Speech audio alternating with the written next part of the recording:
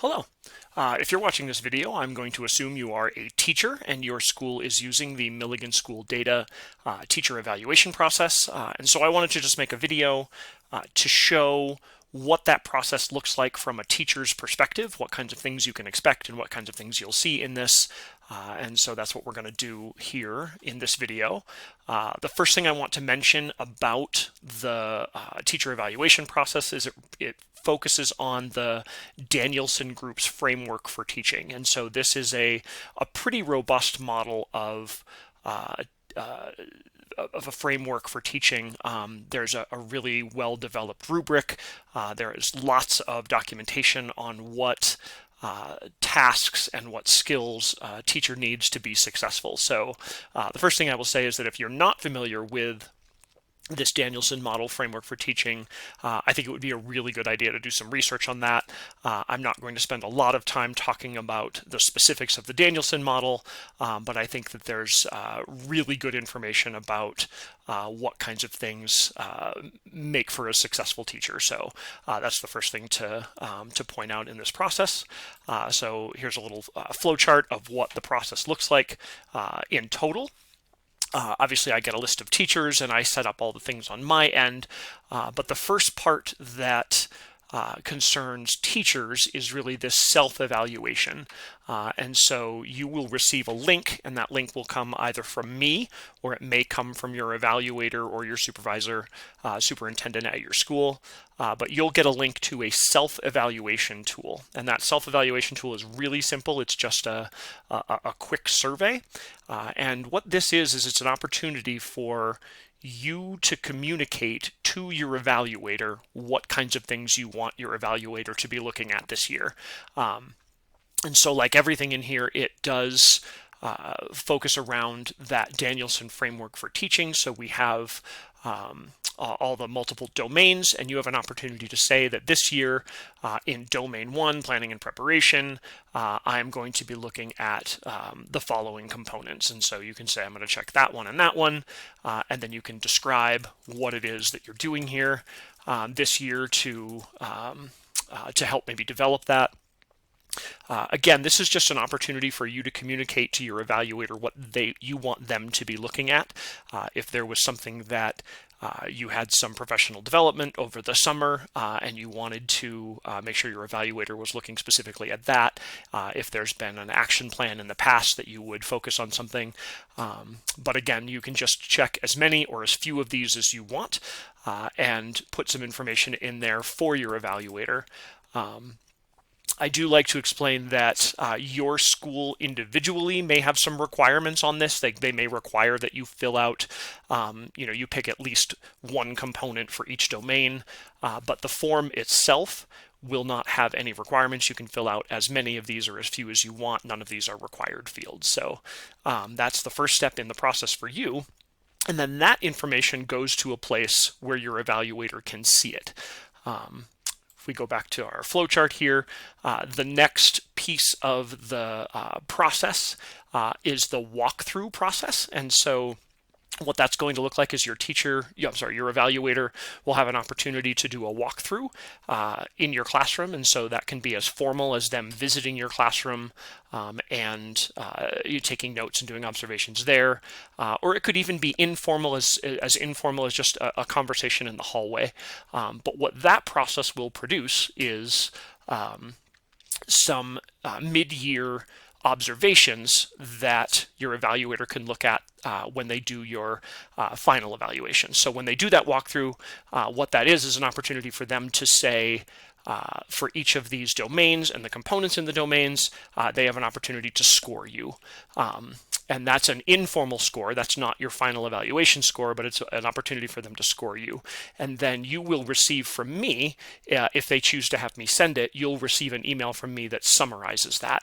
And so it's just basically going to have your name. It's going to say that your evaluator did a walkthrough and said that you were distinguished on this domain component, you were proficient on this one, basic on this one, et cetera, et cetera. And so what this is just kind of a summary of that that walkthrough with the scores. And then there is a place for narrative. So anything they marked up here, they have an opportunity to explain why they gave particular scores there. Anything they marked in domain 2, they have an opportunity to explain what those scores were, et cetera, et cetera, there. So that is the next piece of this. And like I said, you have an opportunity to get more than one of those throughout the year. So the evaluators can do one, or they can do multiple, and they could be really informal. So you don't be surprised if you get one of these with a single item checked and a single comment there. It's just a way for them to kind of keep track of their comments and keep track of their thoughts throughout the year when it comes time to do your formal evaluation. And that formal evaluation will look like this. This is the part that your evaluator will fill out. This is the entire framework for teaching, domain 1, planning and preparation. They have an opportunity here to give you a score. Are you unsatisfactory, basic, proficient, or distinguished? And so if they put proficient, there's the rubric here that explains exactly what proficient means. And so what you have here is the entire framework, and your evaluator has a chance to fill this out. They have a spot for comments here. It's important to realize that I don't think any evaluator is going to evaluate you on every single one of these. There are 4 domains and up to 6 components per domain. So I don't think they're going to give you a score on every single one, and they may not give you a comment on every single one, but certainly the ones that they're marking proficient or the ones that they're marking distinguished, you'll probably have some comments on there that explains what the rationale is behind those scores. And then those get compiled into your evaluation. The other part on here is a place for a professional growth plan. And I've discovered that the phrase professional growth plan has some baggage behind it. And I do want to stress that this is not a punitive thing at all. I think a lot of people confuse the professional growth plan with your corrective action process, and it is nothing to do with that. It is completely separate from that process. This professional growth plan is literally just an opportunity for you and your evaluator to discuss and document what you're going to be doing over the next year to help with any of these skills here. I do like to point out, again, it's not punitive at all. And so even if all of your scores are proficient or distinguished, I would hope that there would be a professional growth plan for some of them, because I think that's important, is for for teachers to be continually working on growing professionally. So I imagine that the logical place to put these are going to be some, if you're scored basic or unsatisfactory on a couple of these, then those are obviously logical choices for professional growth plans, but you could have a professional growth plan on literally any of these. And when this gets submitted to me, what I will do is produce the formal evaluation document here. And so this is a summary of that document we just looked at.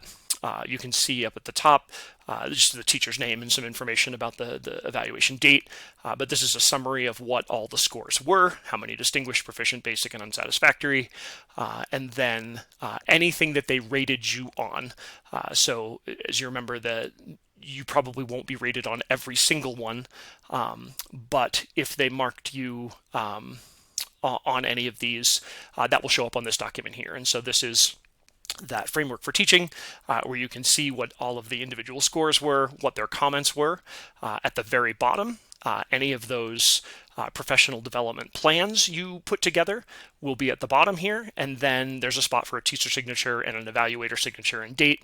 And so you have that opportunity. You will either have a physical piece of paper that you sign, or perhaps you would have an e-signature, whatever it is that your school does to document the teacher evaluation process. So that's really what it looks like in a nutshell from the teacher's perspective.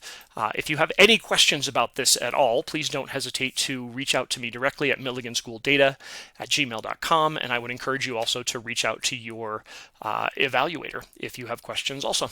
Thank you very much.